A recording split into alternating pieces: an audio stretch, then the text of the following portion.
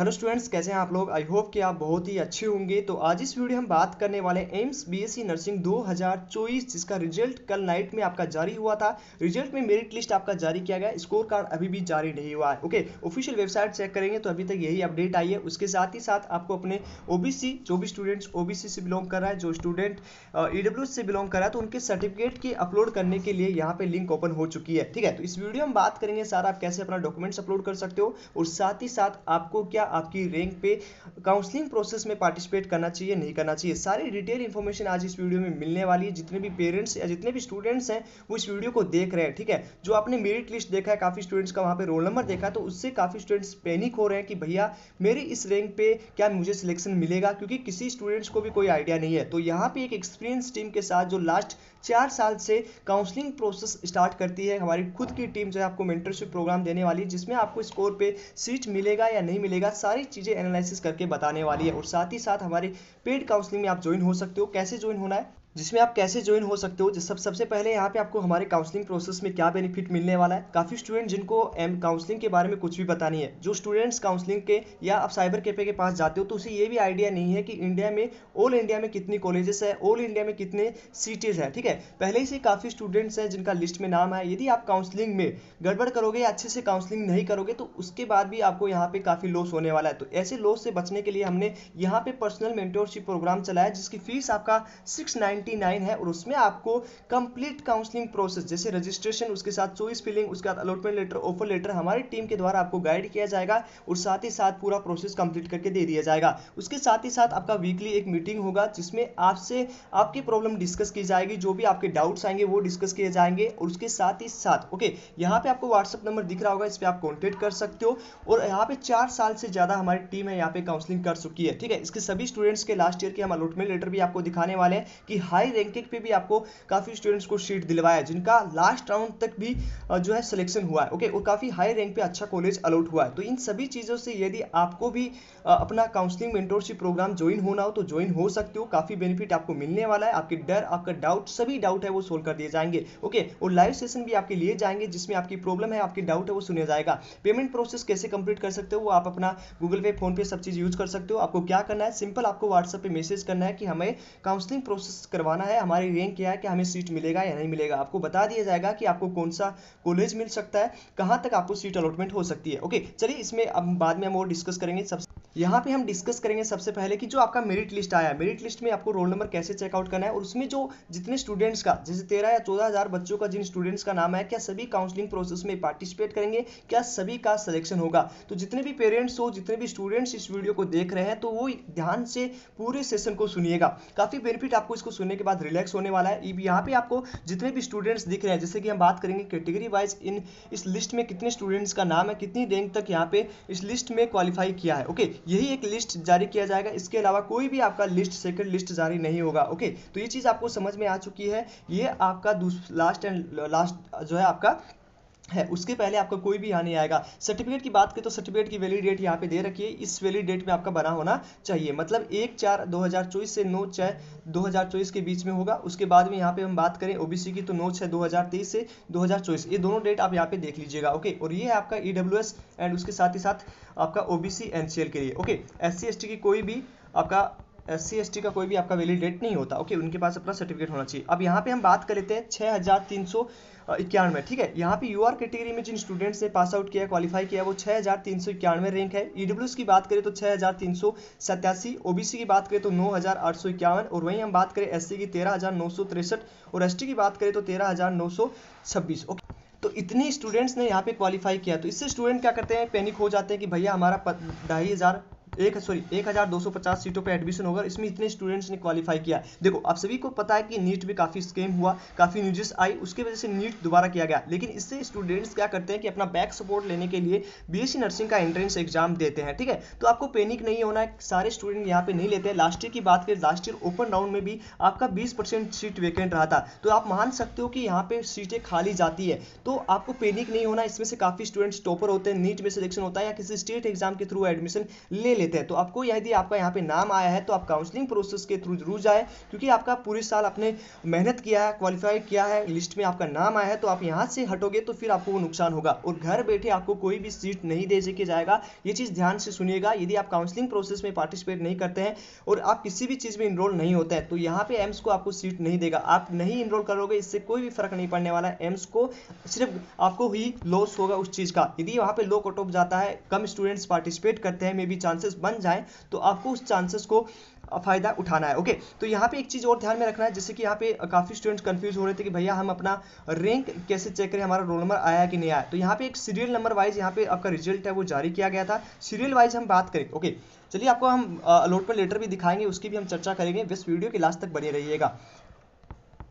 देखिए यहाँ पे एक चीज समझ में आया, आपका सारा सीरियल वाइज आपका रोल नंबर दे रखा है। तो कैसे चेकआउट करना है, यदि इस लिस्ट में आपका रोल नंबर नहीं है तो इसका मतलब आपका स्कोर क्वालिफाई नहीं किया है, आपने qualify score say about score नहीं किया है। ठीक है, आपको काफी स्टूडेंट्स कह रहे थे कि भैया हमने यूट्यूब से देखा, वहां से देखा। तो देखिए रियल जो आपका मार्क्स होता है वो आपका जब एम्स रिजल्ट जारी करता है वही माना जाता है। आप किसी भी यूट्यूब के वीडियोस देख के, या क्या पता उसने गलत आंसर दिया हो, ठीक है, वो देख के आपने यदि मैचअप किया है और आपका उतना स्कोर बनाया, लेकिन एम्स ने ऐसा रिजल्ट नहीं दिया, तो देखो वो फॉल्ट आपका नहीं है। ठीक है, जितना स्कोर बनाया वो एम्स ने दे दिया आपको, उसी को आपको फॉलो करना है। ये नहीं कि मेरे 70 पढ़ रहे थे और यहाँ पे मेरा लिस्ट में नाम क्यों नहीं आया। तो हो सकता है कि आपके कुछ क्वेश्चन और गलत हुए, आपने ध्यान नहीं दिया होगा। ठीक है, तो इस पर ज्यादा गणना नहीं करें, आप अपना उस हिसाब से अकॉर्डिंग से देख ले। ओके, तो यहाँ पे जैसे मान लीजिए 19 नंबर का यहाँ पे रोल नंबर है। ओके, उसके पास 30 है, डायरेक्ट 30 है, मतलब यहाँ से 20, 21, 22, 23, 24, 25, 26, 27, 28 किसी भी स्टूडेंट्स का यहाँ पे लिस्ट में नाम नहीं है, तो इसका मतलब वो स्टूडेंट्स क्वालिफाई नहीं कर पाए। ओके, तो ये चीज आपको समझ में आ गया। इस तरह से अपना जो भी रोल नंबर है उसके अराउंडिंग सराउंडिंग देख लीजिएगा। यदि आपका लिस्ट में नाम है, रोल नंबर है,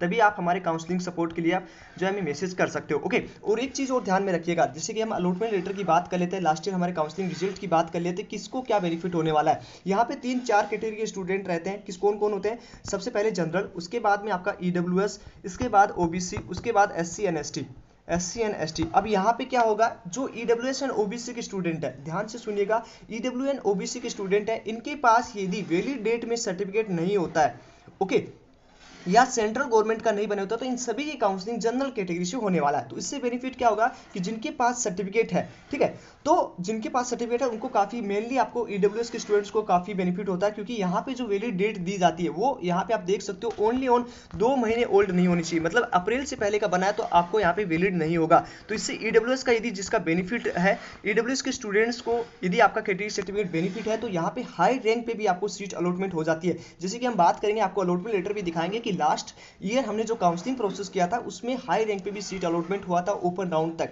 यहाँ पे जो डेट दे रखा है आपको ईडब्ल्यूएस का, देख सकते हो 1/4/2024 से 9/6/2024 के बीच में दे रखा है। इसका मतलब ये है कि यहाँ पे जो आपका वैलिड डेट है वो सिर्फ 2 महीने से ओल्ड नहीं होना चाहिए। ठीक है, तो काफी स्टूडेंट्स हैं वो यहाँ पे वैलिड डेट में नहीं रह पाते, इसकी वजह से काफी बेनिफिट होता है जिनके पास वैलिड डेट का सर्टिफिकेट होता है। ओके, अब मैं यहाँ पे आपको सारे सीट अलॉटमेंट दिखाने वाला हूँ। लास्ट ईयर हमारी काउंसलिंग से 280 बच्चों का यहाँ पे सिलेक्शन हुआ था, सभी की हमारे पास अलॉटमेंट लेटर है। एक चीज़ ध्यान से सुनिएगा, ये जो एडमिशन प्रोसेस हुआ था लास्ट ईयर, ये ओनली 980 के अप्रोक्सीमेट या 950 अप्रोक्स सीटों पे हुआ था। ठीक है, और इस साल जो आपका सीट इंक्रीज हुआ है 1250, तो यहाँ पे हाई, मतलब हाई रैंक पे भी जो है आपको सीट अलॉटमेंट होने के चांसेस हैं।